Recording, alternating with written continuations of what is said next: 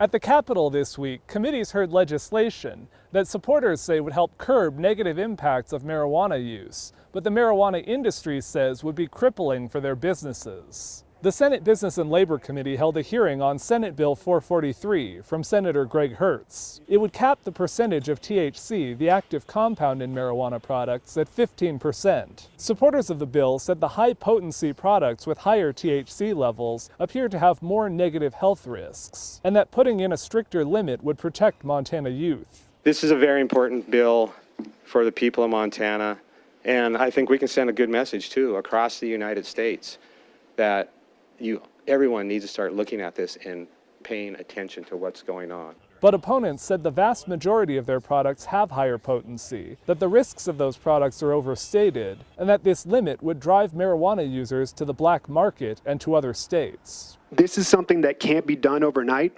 If this bill passes, we will have nothing to sell that meets the 15% THC requirement, and the legal Montana businesses will go out of business.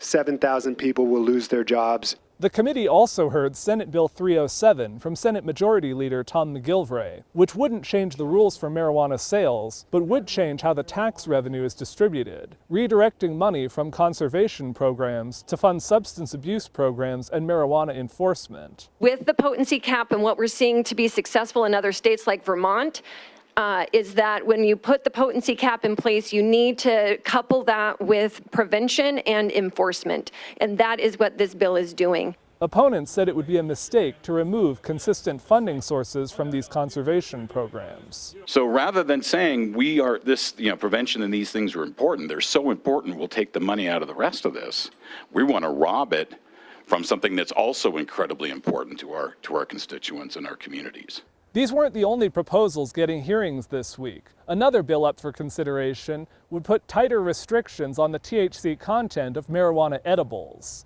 In Helena, Jonathan Amberian, MTN News.